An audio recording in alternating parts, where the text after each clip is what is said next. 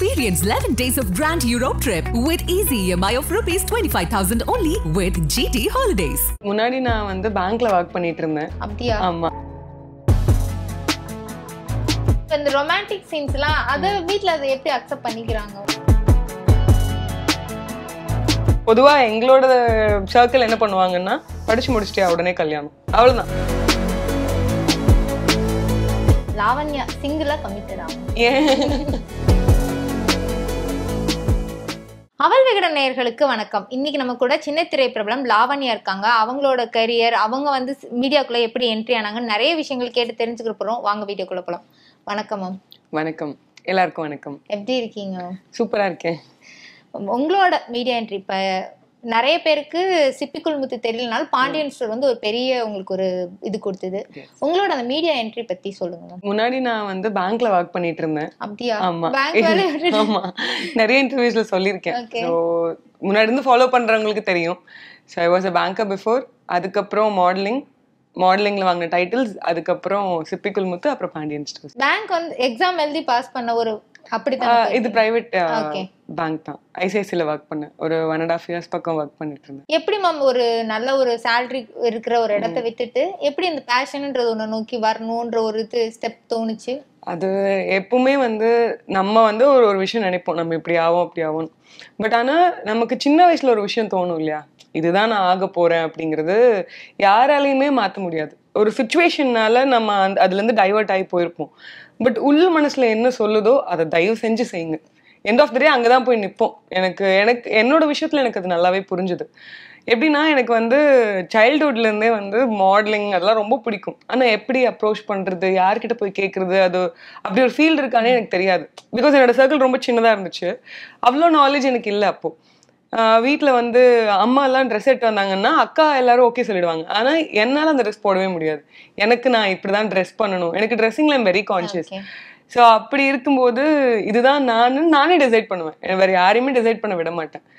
Modelling பிடிக்கும். But ஆனால் வீட்டிலலாம் சொல்லுவாங்க இல்லையா, பொதுவாக நமக்கு ஒரு பயம் இருக்கும், ஒருவேளை செட் ஆகுதோ. ஸோ அதனால என்ன பண்ணேன், பேங்கிங்கும் பிடிக்கும். நம்மளை மாத்திப்போம்ல, இல்லை நமக்கு இதுதான் பிடிக்கும், இதுதான் வரும், நம்மளே நம்ம மாத்திப்போம். ஸோ அப்படி வந்து சூஸ் பண்ணது தான் பேங்கிங். நான் வந்து ஃபேஷன் டிசைனிங் படிக்கிறேன் அப்படின்னு சொல்லியிருந்தேன். ஃபேஷன் டிசைனிங்னா துணி தைக்கிற வேலை தானம்மான்னு அப்பா சொன்னார். கரெக்டாக தான் சொல்றாரு.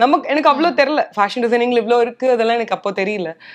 ஸோ சரி ஓகே, ஃபேஷன் டெக்னாலஜிக்கு பதிலாக பேங்கிங் சூஸ் பண்ணேன். எக்கனாமிக்ஸ் எடுத்தேன். எக்கனாமிக்ஸ் முடிச்சுட்டு அப்போ நல்ல ரேங்கிங்ல தான். ஸோ முடிச்சுட்டு ஸ்காலர்ஷிப்ல தான் படிச்சு முடிச்சுட்டு பேங்கிங் ஒரு 1.5 years ஒர்க் பண்ணதுக்கு அப்புறம் ஒரு பாயிண்ட்ல எனக்கு ரியலைஸ் ஆச்சு, சரி ஓகே இது நம்ம கிடையாது. இப்போ நான் பேங்கிங் தப்பா பேச மாட்டேன் என்னைக்குமே. பட் அங்க நான் இல்லைனாலும் டெபாசிட் அண்ட் வித்ட்ராவல் ஒர்க் அங்க நடந்துட்டு தான் இருக்கும். ஸோ என்னோட ஐடென்டிட்டி வெளில வரணும் அப்படிங்கறது நான் யோசிச்சேன். ஸோ அப்பதான் வந்து பேங்கிங்கை விட்டுட்டு, and at the same time என் தம்பியோட காலேஜ் அந்த டைம் வந்தது. ஸோ அவன் 12th முடிக்க போறான். முடிச்சதுக்கப்புறம் அவனை பைலட் ஆக்கணும், அந்த மாதிரிலாம் கனவு இருந்துச்சு எனக்கும். லைக் தம்பியை பார்த்துக்கணும் அந்த மாதிரி. அப்போ நான் யோசிச்ச விஷயம், இந்த சேலரியில் உட்காந்துட்டு இருந்தேன்னா என்னால் ஃபேமிலியை பார்த்துக்க முடியாது. ஸோ சம்திங் ஏதோ ஒன்று பெருசாக பண்ணணும். அப்படி ஸ்டார்ட் பண்ணி தான் I was searching for jobs. அப்போ வந்து ஏர்லைன்ஸ்குள்ளே போனோம் அப்படின்னா நல்ல சம்பளம் வரும். அப்போ வந்து என்னோட பேங்கிங்ல என்னோட சேலரி 25,000 per month வாங்கிட்டு இருந்தேன். இந்த சம்பளத்தை வச்சு ஒன்றுமே பண்ண முடியாது. Like day to day life போகும். பட் ஆனால் இப்போ தம்பியை படிக்க வைக்கிறதோ இல்லை அக்காவுக்கு ஏதாவது பண்ணுறதோ இல்லை அது பண்ண முடியாதுல்ல. ஸோ ஏர்லைன்ஸ்னா ஸ்டார்டிங் 40,000 சேலரி. நாங்கள் நல்லா இருக்கே, 25,000 40,000. ஸோ அதுக்காக ஏர்லைன்ஸ் ட்ரை பண்ணிட்டு இருந்தேன். ஒரு கட்டத்தில் எனக்கு புரிஞ்சுது ஏர்லைன்ஸ் எனக்கு செட் ஆகாதுன்னு. லைக் அங்கேயும் அட்ஜஸ்ட்மெண்ட்ஸ் அதுன்னு பயங்கர கடுப்பாக இருந்துச்சு. அங்கே இன்டர்வியூஸ் ட்ரை பண்ணும் போதே வந்து எனக்கு ஒரு விஷயம் என்ன புரிஞ்சுதுன்னா, ஏர் ஹோஸ்டர்ஸ்னா என்ன பண்ணுவாங்க, சர்வ் பண்ணுவாங்க. இதுவும் நம்ம இல்லையே, சேலரிக்காக நம்ம பார்த்தோம். பட் ஆனால் அது நமக்கு செட் ஆகாதுன்னு எனக்கு அப்போ தான் புரிஞ்சுது. ஸோ சாரி பிஸ்னஸ் ஸ்டார்ட் பண்ணி சின்னதாக சாரி பிஸ்னஸ் அப்படியே பண்ண ஆரம்பிச்சு மாடலிங் ஸ்டார்ட் ஆயிடுச்சு. சாரி வந்து ஆன்லைன்ல சேல்ஸ் பண்ணிட்டு இருந்தீங்களா? நான் ஒர்க் பண்ணது இளம்பிள்ளைன்னு சொல்லி ஒரு பிளேஸ். நான் பேங்க்ல ஒர்க் பண்ணிட்டு இருந்தது இளம்பிள்ளை. ஸோ அங்க எனக்கு வந்து சாரி பிஸ்னஸ் இருக்கும். அதுக்கு முன்னாடி இருந்தே அம்மா சாரி பிஸ்னஸ் பண்ணிட்டு இருக்காங்க. ஸோ நான் பேங்க்ல ஒர்க் பண்ணும்போது அம்மாக்கு அப்பப்போ சாரி சோர்ஸ் பண்ணி கொடுக்கறது அதெல்லாம் பண்ணிட்டு இருந்தேன். அந்த கான்டாக்ட் வச்சு ஜாப் விட்டதுக்கு அப்புறம் ஃபுல் டைமா சாரி பிஸ்னஸ் பார்த்துட்டு இருந்தேன். கிட்டத்தட்ட ஒரு 6 to 7 months பார்த்துட்டு இருந்தேன். ஸோ அதுல வந்து ஹோல்சேல் கொடுத்துட்டு இருந்தேன். நான் திருப்பூர்ல 2-3 கடைகளுக்கு நான் கொடுத்துட்டு இருந்தேன். ஸோ அப்படி கொடுக்கும்போது என் அப்பாவோட ஃப்ரெண்டு கடை ஒன்று எனக்கு தெரியும், என்னோட அப்பாவோட க்ளோஸ் ஃப்ரெண்டு கடை. அங்க திருப்பூர்ல கொஞ்சம் பெரிய கடை. ஆனா அந்த அங்கிள் போனா இவங்க பொண்ணுன்னு தெரிஞ்சா நம்மள அப்படி பார்க்க மாட்டாங்கன்னு சொல்லி நான் சொல்லவே இல்லை. லிட்டரலி ரொம்ப சின்ன வயசுல பார்த்துதான் அங்கிள். அப்புறம் நான் அவர்கிட்ட சொல்லவே இல்லை. போயிட்டு ஆர்டர் எடுத்து, ஸோ அப்போ அவங்க என்ன சொன்னாங்கன்னா பிளவுசஸ் அண்ட் சாரீஸ் கொடுத்துட்டு இருந்தோம். அதுக்கு நீங்களே மாடல் பண்ணி எனக்கு பிக்சரா கொடுங்க அப்படின்னாங்க. ஸோ என்ன பண்ண ஃபோட்டோ எடுத்து என்னோட தலை மட்டும் வராது. அப்படிதான் ஃபர்ஸ்ட் மாடலிங் என்னோட ஸ்டார்ட் ஆச்சு. வெரி ஃபர்ஸ்ட் ஷூட் என் அக்கா தான் பண்ணி கொடுத்தா. வீட்டில் ஒரு பேக் ட்ராப்ல தலை மட்டும் கட் பண்ணிடுவோம். கட் பண்ணி சாரி ட்ரேப் பண்ணிருக்க மாதிரி ஃபோட்டோ போட ஆரம்பிச்சோம். ஸோ அதை பார்த்துட்டு 2-3 பேர் கேட்டு ஏன் மாடலிங் பண்ணக்கூடாது, மறுபடியும் நல்லா இருக்கு இந்த விஷயம், அப்படி ஸ்டார்ட் ஆனதுதான் மாடலிங். ஓகே. ஜென்ரலா இப்போ ஒரு சின்ன வயசுல நம்மகிட்ட கேட்டா டீச்சர் ஆகணும், டாக்டர் ஆகணும், அந்த மாதிரிதான் என் வயசுல அந்த மாதிரி நம்ம சொல்லி இருப்போம். பட் அந்த வயசுலயே நீங்க யூனிக்கா மாடலிங் இந்த மாதிரி ஒண்ணு ஏதாச்சும் பார்த்து இன்ஸ்பயர் ஆனீங்களா? ஒரு கேலண்டர். ஓகே. உங்க தெரியல, மேபி என்னோட இதுல இருக்கவங்களுக்கு எல்லாத்துக்கும் தெரிஞ்சிருக்குன்னு நினைக்கிறேன். என்னோட ஸ்கூல்ல நான் அடிக்கடிக்கா சொல்லிட்டே இருப்பேன், எனக்கு இந்த மாதிரி ஒரு ட்ரெஸ் பண்ண பிடிக்கும். நான் அந்த மாடலா நான் என்ன பாத்துக்கல. நமக்கு இந்த ட்ரெஸ் போட்டாலும் இப்படிதானே இருக்கும். எனக்கு அப்பதான் தெரிஞ்சு நம்ம ட்ரெஸ் டிசைன் பண்ணலாம், ஃபேஷன் டிசைனர் ஆகலாம், அந்த மாதிரி யோசிச்சேன். ஒரு கேலண்டர்ல ஒரு குட்டி பாப்பா போட்டோ இருக்கும். எனக்கு வந்து ஷார்ட்ஸ் போட அலோவ் பண்ணதே இல்லை வீட்டுல. அதாவது அலோவ் பண்ணிருக்காங்க, பட் எப்படி சொல்றது, ரொம்ப ஃபேஷனபிளா இருக்கிறது அதெல்லாம் வந்து என் அப்பா அலோவ் பண்ணதில்லை. ஆனா அம்மாவுக்கு வந்து நான் ஃபேஷனா ட்ரெஸ் பண்ணதான் பிடிக்கும். சாரி சுடி எல்லாம் அம்மாவுக்கு பிடிக்காது. ஸ்கூலுக்கு எனக்கு தெரிஞ்சு நான் 9th standard வரைக்கும் நான் 3/4 அப்படிதான் போட்டு போவேன் ஸ்கூலுக்கு. நான் மட்டும் டிஃப்ரெண்டா ட்ரெஸ் பண்ணிட்டு போவேன் ஸ்கூல்ல. அப்படி அந்த கேலண்டர் பார்த்து எனக்கு அந்த மாதிரி ஆகணும், அதுதான் இன்ஸ்பயர் ஆன விஷயம். ரொம்ப சின்ன வயசுல எனக்கு தெரிஞ்சது ஒரு 5th standard இருக்கும். 5th standardல இருந்தே எனக்கு இப்படிதான் ட்ரெஸ் பண்ணணுங்கிறது ரொம்ப ஆசையா இருந்துச்சு. ஜென்ரலா இப்போ நம்ம ஒரு நார்மல் ஃபேமிலில இருந்து மீடியாக்குள்ள வர்றோம் அப்படின்னு சொன்னாலே ஏகப்பட்ட எதிர்ப்பு இருக்கும். நீங்க அது ஒரு வேலையை, பேங்க் வேலையை விட்டுட்டு மீடியாக்குள்ள போறேன்ற ஒரு சாய்ஸை சூஸ் பண்ணிருக்கீங்க. எப்படி வீட்டுல அது அப்பாவா இருக்கட்டும் எப்படி அதை ஃபேஸ் பண்ணீங்க? ஆக்சுவலா இதுதான் ரொம்ப பெரிய ஒரு கஷ்டம்னு சொல்லுவாங்களே. எனக்கு வந்து அப்போ வந்து இந்த விஷயத்த மட்டும் தாண்டிட்டோம் அப்படின்னா அதுக்கப்புறம் எல்லாமே சக்சஸ். அது எனக்கு ஒரு கிளாரிட்டி இருந்துச்சு. இவங்களை தாண்டிட்டோம்னா போதும், அது நம்மளோட எல்லை வந்து இவங்களாதான் இருந்துச்சு. அம்மா கிட்ட ஒரு கடத்துல புரிய வச்சுட்டேன், எனக்கு இது வேணாம்மா, நான் கண்டிப்பா அதை ஒண்ணு பண்ணிடுவேன். அந்த மாதிரி அவங்க வந்து பேங்கிங் ஜாபுக்கே ஃபர்ஸ்ட் என்ன அலோவ் பண்ணல. பொதுவா எங்களோட சர்க்கிள் என்ன பண்ணுவாங்கன்னா படிச்சு முடிச்சிட்டே உடனே கல்யாணம், அவ்வளவுதான். வேற சில ஃபேமிலிஸ்ல வந்து ஈவன் ஜாப் கூட அலோவ் பண்றாங்க. பட் எங்க வீட்டுல எல்லாம் அதுக்கு ஐடியாவே இல்லை. பேங்கிங் ஜாப்க்கே சுத்தமா அலோவ் பண்ணல. ஃபர்ஸ்ட் நான் டியூஷன் எடுத்துட்டு இருந்தேன். டியூஷன் எடுக்கிறதுக்கே நான் விடல. காலேஜ் படிக்கும் போது நான் டியூஷன் எடுத்துட்டு இருந்தேன் வீட்டுல. அதெல்லாம் நீ சம்பாரிச்சல எங்களுக்கு வேணாம், அந்த மாதிரிலாம் இருந்தாங்க. லைக் நமக்கு பேரண்ட்ஸும் நம்ம கூட சேர்ந்து தான் வளர்றாங்க. ஸோ அவங்க ஒரு கட்டத்துக்கு மேல சரி இவ சொன்னா கேட்க மாட்டா போல அப்படின்னு நான் வந்து கேட்டேன் வீட்டுல டியூஷன் எடுக்கணும்னு. என் பாட்டி அலோவ் பண்ணல. அப்புறம் நான் வந்துட்டு 2 குட்டீஸ் வர ஆரம்பிச்சாங்க. அப்புறம் அவங்களா புரிஞ்சுட்டாங்க எப்படியும் கேட்க மாட்டா போல. அப்புறம் அவங்களே ஃபர்ஸ்ட் எங்க வீட்டுல எந்த விஷயத்த போய் சொன்னாலும் வேண்டாம், ஃபர்ஸ்ட் வர்றது அதுதான். அதை வந்து அவங்க யோசிக்க மாட்டாங்க, இது நல்லதா கெட்டதா அதெல்லாம் யோசிக்க மாட்டாங்க, வேண்டாம் அவ்வளவுதான். இதே ஒரு பையன் பண்ணா எங்க வீட்டுல ஓகே. என் தம்பிக்கெல்லாம் அவ்வளவு ஃப்ரீடம் இருக்கு, என்ன வேணாலும் அவன் பண்ணலாம் லைஃப்ல. அந்த மாதிரி இருந்து ஒரு விஷயமா அவங்களா புரிய ஆரம்பிச்சிட்டாங்க. ஒரு ஒரு ஒரு விஷயம் நாங்க ஃபேஸ் பண்ணுவாங்க ஃபேமிலியில. அப்பதான் வந்து என் அப்பானால அந்த விஷயத்துல ஹெல்ப் பண்ண முடியல. லைக் அந்த விஷயத்த நான் இன்னைக்கு வரைக்கும் இங்க சொல்லல. என் தம்பினால ஹெல்ப் பண்ண முடியல. ஒரு கட்டத்துலதான் என் ஃபேமிலி புரிஞ்சுக்கிட்டாங்க, ஓகே ஒரு பொண்ணு எடுக்கிற டெசிஷனும் கரெக்டா தான் இருக்குங்கிறத என் வீட்டுல அப்பதான் புரிஞ்சுக்கிட்டாங்க. நீங்க பேசும்போது ஒவ்வொரு இடத்துலயுமே வந்து நீங்க சின்ன வயசுல இருந்தே பினான்சியல் இண்டிபெண்டா இருந்திருக்கீங்க, இல்ல அது வேணும்னு நீங்க நினைச்சிருக்கீங்க. இருந்தாலும் இப்ப நம்ம திருப்பூர்ல இருந்து ஒரு சென்னைக்கு வரும்போது, சென்னை வந்து எல்லாரையும் வாழ வைக்குதுன்னு நம்ம சொன்னாலும் நிறைய அடிபடணும், எல்லாருமே அதை கடந்துதான் வந்திருப்போம். அப்படி நீங்க ஃபேஸ் பண்ண விஷயங்கள் சென்னையில ஸ்டார்டிங் ஸ்டேஜ்? நான் அவ்வளவு யோசிக்க வேண்டியதா இருக்கு. என்னோட ஃப்ரெண்டோட வீட்டுல தான் வந்து நான் ஸ்டே பண்ணுவேன். முன்னாடி நான் சென்னை வர்றப்போ அந்த பஸ் டிக்கெட்டுக்கு நான் ரெடி பண்றதுக்கு ஏற்பட்ட கஷ்டம் எனக்கு தான் தெரியும். சரி லிட்டரலி நான் வந்து பேங்கிங் முடிக்கும் போது பேங்க்ல இருந்து வெளில வரும்போதே ஒரு கொஞ்சம் அமௌண்ட் வச்சிருந்தேன். ஒரு 2 மாசம் சம்பளம் தனியா எடுத்து வச்சிட்டேன். அம்மா கிட்ட சொல்லிட்டேன், இனிமே இந்த 2 மாசம் சம்பளம் தர மாட்டேன் அப்படின்னு சொல்லிட்டு 2 மாசம் சம்பளம் கையில வச்சிருக்கேன். என்ன பண்ண போறோம்னு தெரியல. இன்டர்வியூஸ் போகணும்னா பஸ்ஸுக்கு போயிட்டு வரணும், எப்படி ஒரு 5,000க்கு கம்மியா கண்டிப்பா 5,000 ஆகும். ஸோ அதுக்காக ஒரு 50,000 பக்கம் கையில வச்சிருந்தேன். எனக்கு வந்து பெரிய டிராபேக்கா இருந்த விஷயம் என்னோட ஹேர். ரொம்ப கர்லி ஹேர். ஸோ அதனால கெரட்டின் அது இதுன்னு பண்றதுக்கு ஒரு 20,000 பக்கம் போயிடுச்சு. அப்புறம் இருந்த அமௌண்ட்லாம் சேர்த்து வச்சு இன்டர்வியூஸ் எல்லாம் போயிட்டு வந்துட்டு இருந்தேன். இருந்தாலுமே என்னால் அவ்வளோ ஸ்பெண்ட் பண்ணிட முடியாது. சிட்டெல்லாம் போட்டுட்டு இருப்பேன். சென்னை வந்தேன்னா என்னோட ஃப்ரெண்டோட ஃப்ரெண்ட் திவ்யா சொல்லிட்டு ஒருத்தவங்க, அவங்க பிஹைண்ட் ஒர்க் பண்ணிட்டு இருந்தாங்க. ஸோ அவங்க கூட தான் ஸ்டே பண்ணுவேன். வந்துட்டு அப்புறம் கொஞ்ச நாள் போனதுக்கப்புறம் எங்கள் அம்மா கிட்ட நான் வந்து குயின் ஆஃப் மெட்ராஸ்னு சொல்லி ஒரு ஷோ பார்ட்டிசிபேட் பண்ணேன். ஸோ அது பார்ட்டிசிபேட் பண்ணும்போது வாரத்தில் ஒரு நாள் ரவுண்ட் இருக்கும், வாரத்தில் 2 ரவுண்ட் இருக்கும், சாட்டர்டே சண்டே. வந்துட்டு போகிற டிக்கெட் எக்ஸ்பென்ஸ் ரொம்ப ஜாஸ்தியாக இருக்குது, நான் இங்கே இருந்துடுறேன் அப்படின்னு. அதெல்லாம் முடியாது அப்படின்ட்டாங்க வீட்டில்.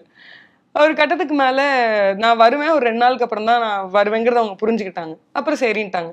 அப்புறம் ஹாஃப் த ரெண்ட் கொடுக்க ஆரம்பித்தேன். அப்படி வந்து சென்னையில் இருந்து ஃபுட்டுக்கெல்லாம் ஆக்சுவலாக கஷ்டம் இருந்திருக்கு. எப்படி சொல்கிறது, நம்ம லாவிஷாக ஸ்பெண்ட் பண்ண முடியாது.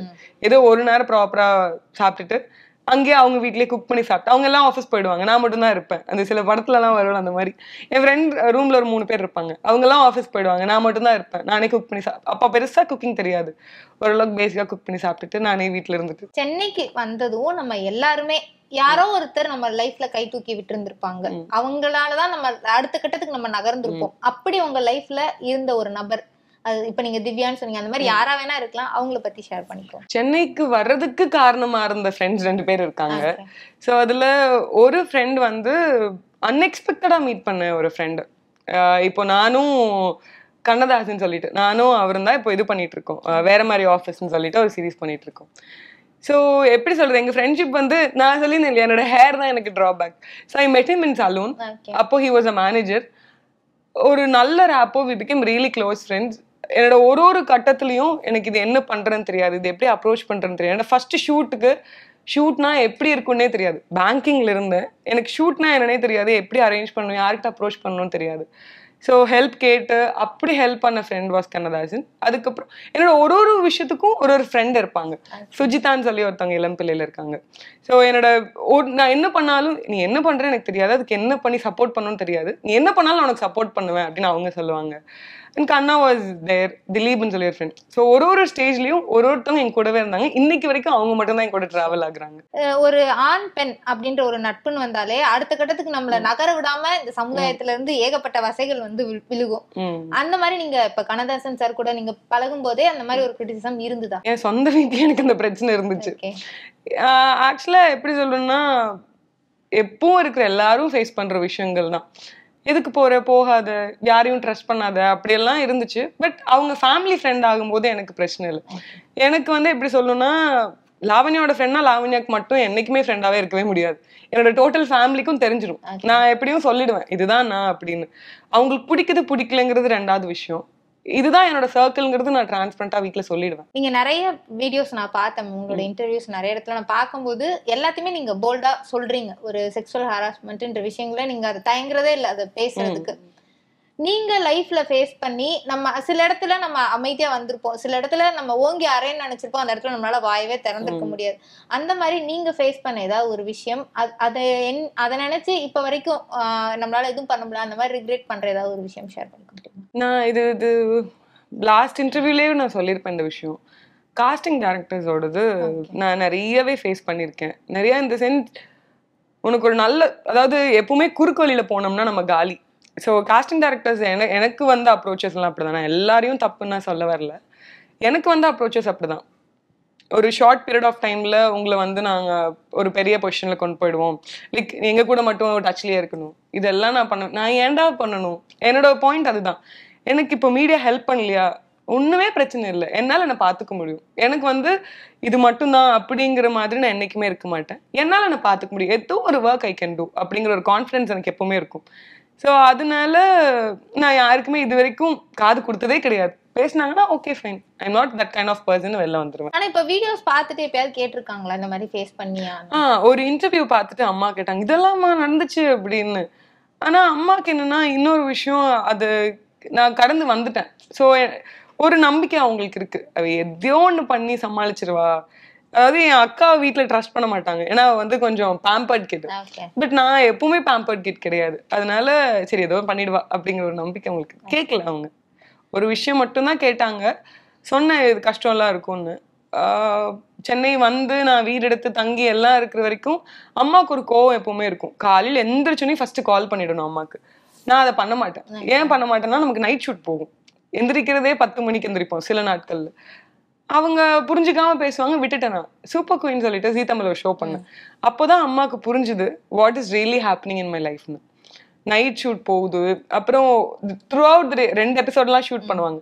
ஸோ அப்போ வந்து அதுக்கான காஸ்டியூம்ஸ் ரெடி பண்ணணும். நான் ஒரு விஷயமும் பார்த்து பண்ணுவேன். ஈவன் தான் காஸ்டியூம்ஸ் அவங்க கொடுத்தாலும் அதுக்கேற்ற மாதிரி எல்லாமே வச்சிருப்பேன். ஸ்லிப்பர்ஸ்னா அதுக்கு ஒரு தனி எல்லாமே நான் பார்த்து எடுத்து வைப்பேன். ஸோ அதனால அம்மா அப்போதான் புரிஞ்சுக்கிட்டாங்க, ஒரு ஷோ போகணுன்னா அதுக்கு முந்தின நாள் எவ்வளோ ஹார்ட் ஒர்க் பண்ணுறேன். பண்ணி முடிச்சுட்டு வந்துட்டு ஹப்பாடான்னு இருந்துட்டு நான் ரிலாக்ஸாக இருக்கேன். மதியம் ஆயிடுது.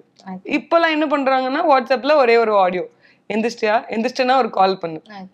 இந்த லெவல் புரிஞ்சுக்கிறாங்க. அப்பா கிட்ட அந்த மாற்றம் இருக்கா? அப்பா வந்து அவர் எப்பவுமே சொல்லுவார், நான் உங்களுக்கு எதுலயுமே தடையா இருக்க மாட்டேன்னு சொல்லுவாரு. ஆனா ஹி இஸ் மேல் டாமினன்ட். அது அவருக்கே தெரியாது. அவரு நிறைய இடத்துல தடைகளா இருந்திருக்காரு. இப்போ வந்து டோட்டலா புரிஞ்சுக்கிட்டாங்க. இந்த ரொமான்டிக் சீன்ஸ் எல்லாம் அத வீட்ல அதை எப்படி அக்செப்ட் பண்ணிக்கிறாங்க? நான் என் அக்காக்கு தான் ஒரு பெரிய நன்றி சொல்லணும். இது வரைக்கும் எங்க ரொமான்டிக் சீன்ஸ் வந்தாலும் ஓட்டி விட்டுருவா.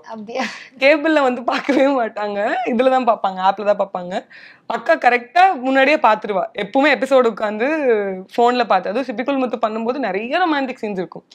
நீங்க பார்த்துருந்தா தெரிஞ்சிருக்கும். ஸோ அதுல நிறைய ரொமான்டிக் சீன்ஸ் வரும். நான் முன்னாடியே சொல்லிடுவேன் இன்னைக்கு இந்த சீன் டெலிகாஸ்ட் ஆகுதுன்னு. பாட்டி கிட்ட காமிக்கும் போது ஒரே ஒரு ஃபாஸ்ட் ஃபார்வர்ட், அந்த சீனை மட்டும் தூக்கிடுவாங்க. ஐயோ இப்ப இதுக்கு என்ன சொல்லுவாங்கன்னு தெரியல. நடிக்கும் போது ஒரு சின்ன ஹெசிடேட் இருந்திருக்கா? அது இருந்தா நம்மளால நடிக்கவே முடியாது. நம்மளோட பேக்ரவுண்ட் என்னவா வேணா இருக்கட்டும், வென் யூர் ஆன் ஸ்கிரீன் நீ ஆர்டிஸ்ட் மட்டும்தான்.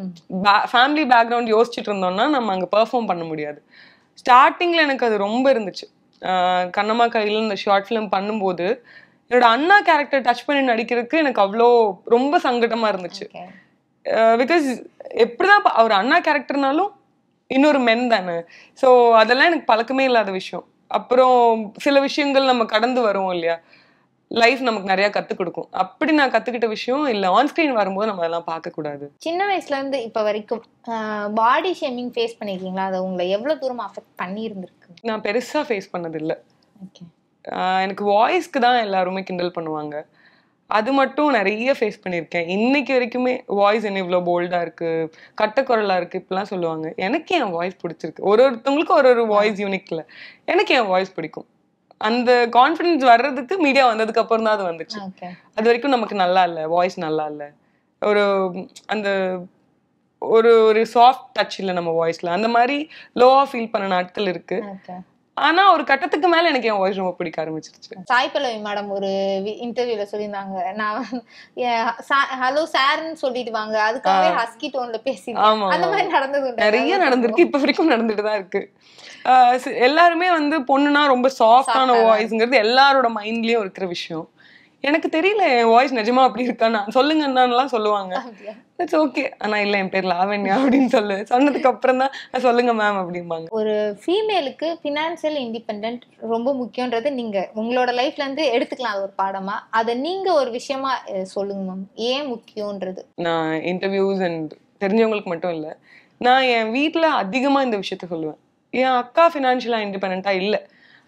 நான் வந்து காலேஜ் படிக்கும் போது ஏன் டியூஷன் எடுத்தேன், இது எல்லாமே வந்து ஒரே ஒரு பாயிண்ட் மட்டும்தான். என்னை இன்னைக்கு வரைக்கும் ஒரு விஷயம் நகர்த்தி கொண்டு போகுது, இல்லை அடுத்து பண்ணு நகர்த்தி கொண்டு போகுதுன்னா அதுக்கு ஒரே காரணம் இண்டிபெண்ட்டாக இருக்கணும். என்ன சுச்சுவேஷன் வந்தாலும் சரி லைஃப்பில் நான் தான். என்னோட மைண்ட் செட் எல்லாமே வந்து அப்பா அம்மா நம்மளை பெற்றெடுத்தாங்க, வளர்த்துனாங்க, எல்லாமே பண்ணாங்க. ஒரு கட்டத்துக்கு மேலே அது ஆண் பெண்கிற வேறுபாடே எனக்கு கிடையாது. ஒரு இண்டிவிஜுவல். ஸோ அவங்க தான் அவங்கள பார்த்துக்கணும்னா என்ன பார்த்துக்க முடியும்? ஃபினான்ஸ் தான் ஃபஸ்ட்டு ப்ரையாரிட்டியில் இருக்கிறது அதுதான். So once financially we are strong அப்படின்னா யாருனாலும் நம்ம அசைக்கவே முடியாது. நான் வந்து ஸ்கூல் படிக்கும் போதே சொல்கிறேன், எனக்கு வந்து டெல்லி ஸ்கூல் ஆஃப் எக்கனாமிக்ஸில் படிக்கணும். எனக்கு வந்து 12th முடிக்கும் போது ஒன்றா ஃபேஷன் டெக்னாலஜி, அப்படி இல்லை பேங்க். நான் 2 ஆப்ஷன் எப்பவுமே வச்சுருப்பேன். எல்லாமே பாசிட்டிவ் தான் நம்ம நினைப்போம், நெகட்டிவாக நினைக்கிறோம் அப்படி கிடையாது. ஒரு செகண்ட் சாய்ஸ் ஒன்று வச்சுருப்பேன். பேங்கிங் அப்படி இல்லைனா fashion technology. Fashion technology last மினிட்ல ஏதோ ட்ராப் ஆகும்போது நான் வந்துட்டு சரின்னு சொல்லிட்டு பேங்கிங் படிக்கிறேன். படிக்கும்போது எனக்கு அடுத்த கோர்ஸ் MA எக்கனாமிக்ஸ் வந்து டெல்லி ஸ்கூல் ஆஃப் எக்கனாமிக்ஸ்ல படிக்கணுங்கிறது என்னோட ஆசை. அதுக்காக தான் அமௌண்ட் சேர்த்து வைக்க ஆரம்பிச்சேன். ஸோ டியூஷன் எடுத்து 40 கிட்ஸ் இருப்பாங்க. எடுக்கும்போது 2 குழந்தைகளை வச்சு டியூஷன் ஸ்டார்ட் பண்ணேன். ஒரு குழந்தைக்கு 100 ரூபா டியூஷன் ஃபீஸ் வாங்குவேன். ஸோ 40 கிட்ஸ் இருப்பாங்க. ஒரு 4000 மந்த்லி அதில் வரும். அது போக ஹேண்ட் கிராஃப்டட் திங்ஸ் எல்லாம் பண்ணுவேன். நான் அதான் சொல்ற பாருங்களேன், எல்லாமே பண்ணிடுவேன். அந்த டைம் வந்து நான் அப்துல் கலாம் சார் ரொம்ப ஃபாலோ பண்ணுவேன். ஸோ டைம் எங்கேயுமே வேஸ்ட் பண்ணக்கூடாதுங்கிறது நான் யோசிக்கிற ஒரு விஷயம். அதனால ஒரு நிமிஷத்தையும் பணமாக்குற மாதிரி குட்டி குட்டி ஹேண்ட் கிராஃப்டட் கம்மல், செயின், டெரக்கோட்டா அதெல்லாம் செஞ்சு அதில் ஒரு மாதம் ஒரு 1000 ரூபாய் பக்கம் சேர்த்து சீட்டு கட்டி ஸோ டெல்லி ஸ்கூல் ஆஃப் எக்கனாமிக்ஸில் ஜாயின் பண்ணணுங்கிறக்காக சேர்த்துனேன். ஏன்னா BA படிச்சுட்டு இருந்தேன். படிச்சு முடிச்ச உடனே நான் இந்த மாதிரி படிக்கணும் அப்படின்னா நம்மளால ஃபினான்ஷியலி முடியாதுன்னு சொல்லிடுவாங்க. ஸோ அதனால இது ஒர்க் அவுட் ஆகாது. நம்ம அப்போ ஒரு அமௌண்ட் சீட்டு போட்டிருந்தேன். அப்போவே வந்து எனக்கு ஒரு 1 lakh கைக்கு வந்துச்சு. அப்போ சரி ஹையர் ஸ்டடீஸ் பண்ணலாமா இல்லை பேங்க்ல ஜாயின் பண்ணிடலாமான்னு பார்த்துட்டு பேங்க்ல ஜாயின் பண்ணிட்டேன். ஸோ அதோட கோர்ஸ் ஃபீஸ்க்கு வந்து அது யூஸ் பண்ணி அப்புறம் MBA நானே பேங்கிங்ல இருக்கும்போது அந்த ஃபீஸ் வச்சு salary வச்சு MBA ஃபீஸ் கட்டி. இப்போவுமே உங்களோட சேவிங்ஸ் வந்து சிட் பேஸ் பண்ணி தான் இருக்கா இல்ல மியூச்சுவல் ஃபண்ட் அந்த மாதிரி நகர்ந்திருக்கீங்களா? இது வந்து நான் மக்களுக்கு கண்டிப்பா சொல்லணும் ஒரு விஷயம். சிட் மட்டும் இல்லை, மியூச்சுவல் ஃபண்ட் மட்டும் இல்லை, கோல்டு பாண்ட்ஸ் வாங்குவேன்.